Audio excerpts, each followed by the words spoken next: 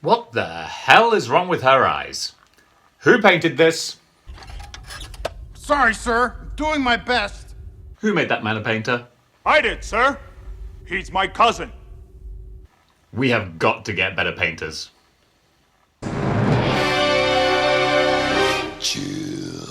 TV, give me some of that sweet, sweet pep. He's such a groovy guy. I'm so excited! I'm so excited! Amy is the sweetheart, girl who's got a lot to learn.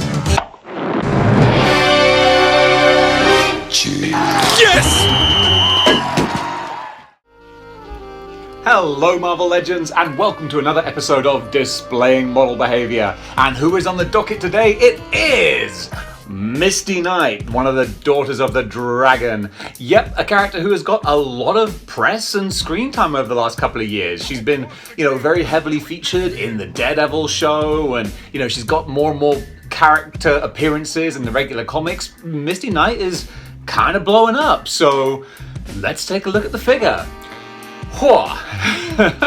This is an older figure from the Rhino wave.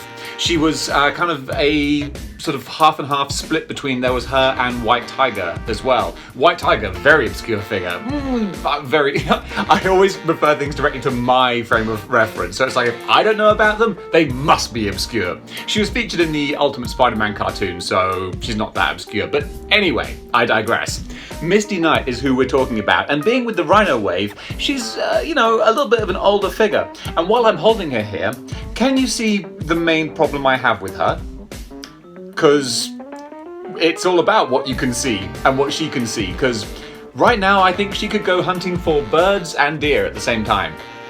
What's up with these eyes? And this is not just a paint thing from, just this particular figure. This is across the board.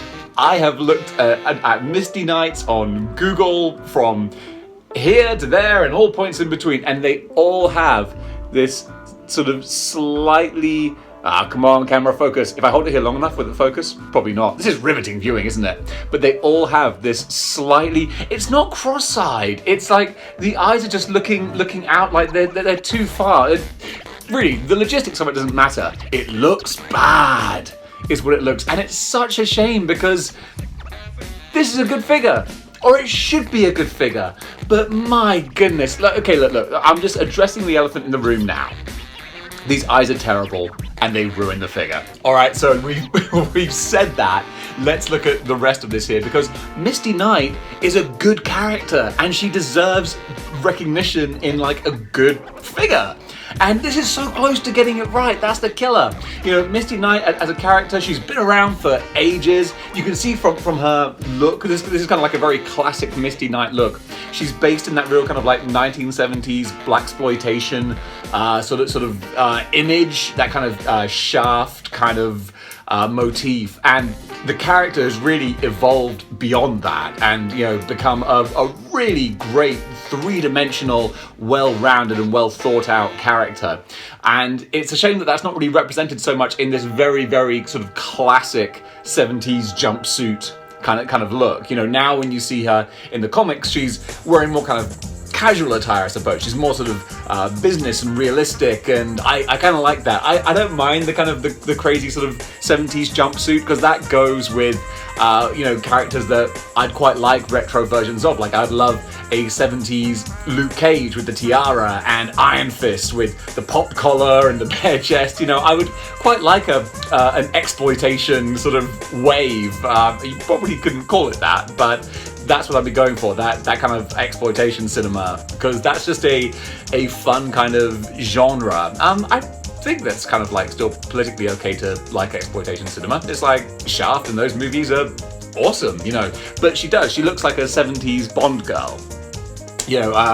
What was the Bond movie where there were like three femme fatales, and they were like, "Hi, I'm Bambi, and I'm Thumper," and there was a third one. I think it was Man with the Golden Gun. I digress.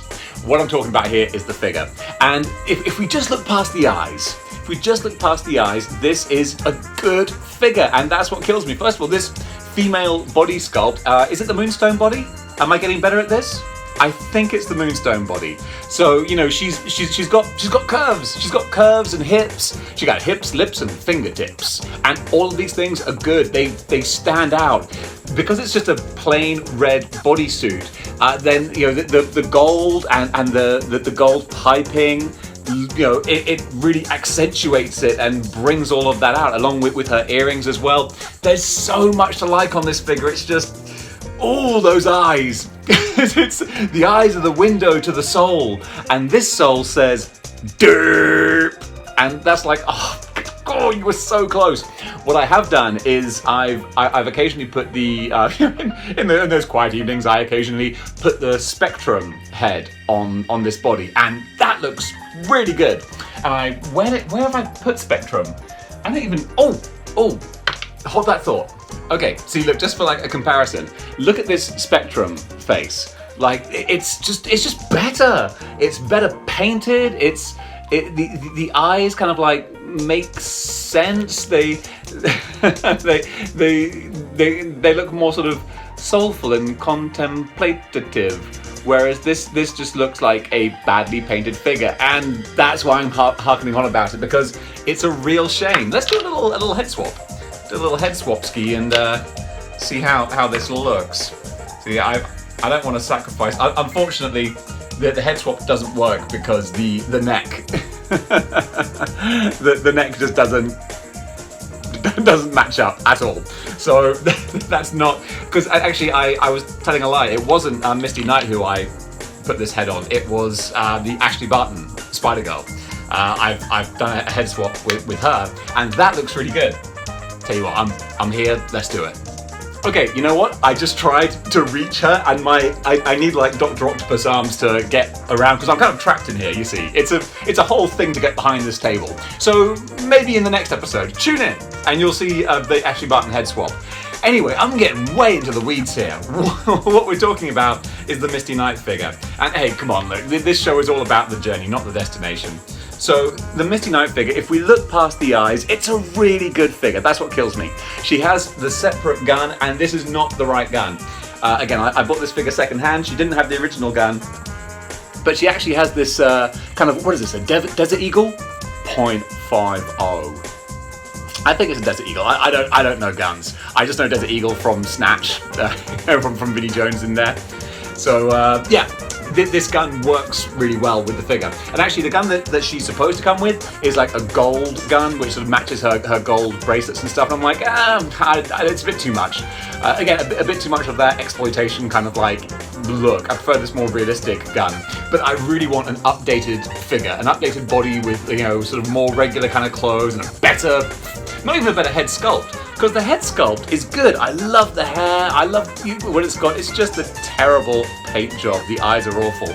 But for the rest of the figure, her bandolier, her strap is excellent, because, you know, it's work. You know, it's a practical working thing. You can holster the gun. You can put it in there. She's got her cybernetic hand. I don't really go into the history of the character, but, you know, she's a police detective who lost her hand in a terrorist bombing.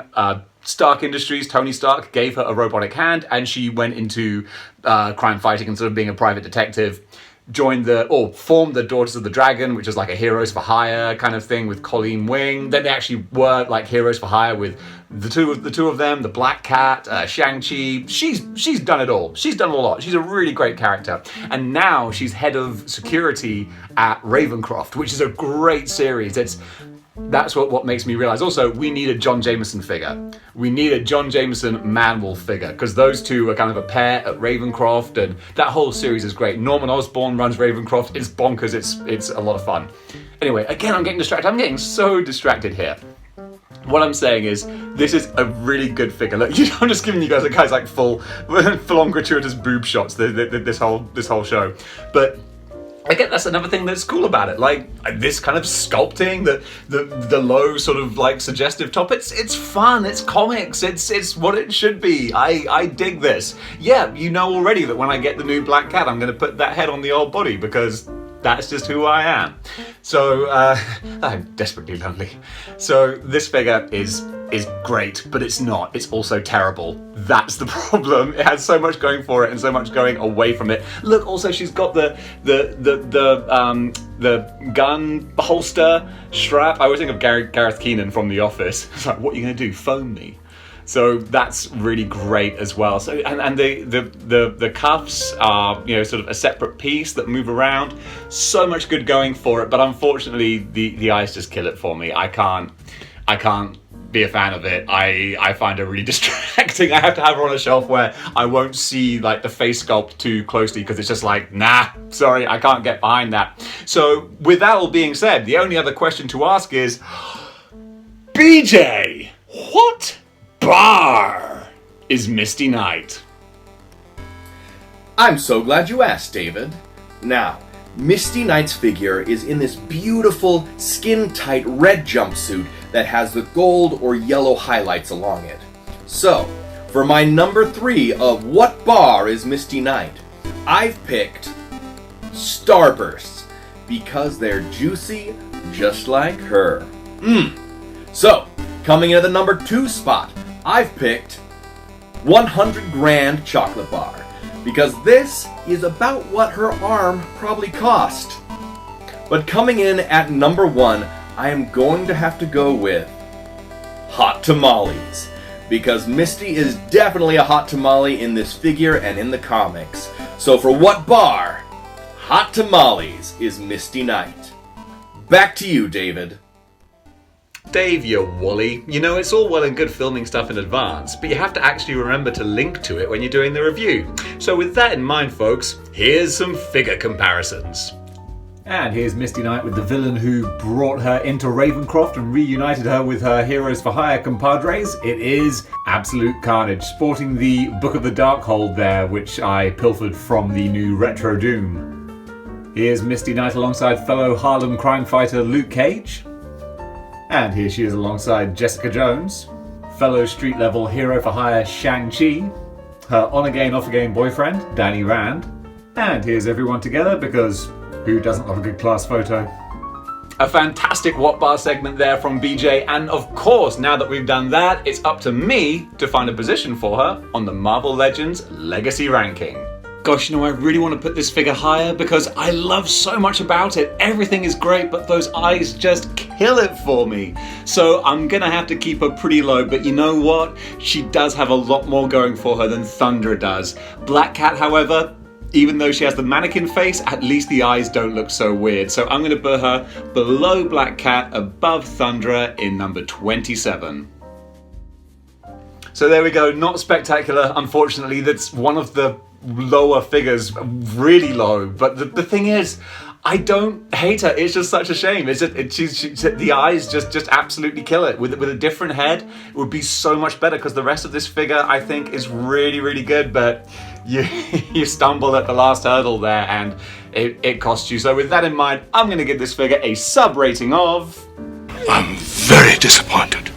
And that, for now, is the Ballad of Misty Knight. Guys, I hope you enjoyed this episode. This was kind of fun. This was kind of a irreverent and off the wall, and I kind of dig that. So guys, if you like what you see here and you want to see more, join the 6-1 Clicks by clicking the like, share, subscribe, and notification bell. If you want to chat with some of the people who follow this show, then you can click the Discord link below and join the Discord. And before I leave, of course, as always, my favorite contribution to this show is all the work that you guys out there in Instagram land do. I go scouring Instagram for some of the coolest pictures, photography, cosplay, artwork, and I put it all up here because, man, I freaking love the community and how creative and generally awesome you guys are. So you guys sit there and enjoy that, and until next time, keep displaying model behavior.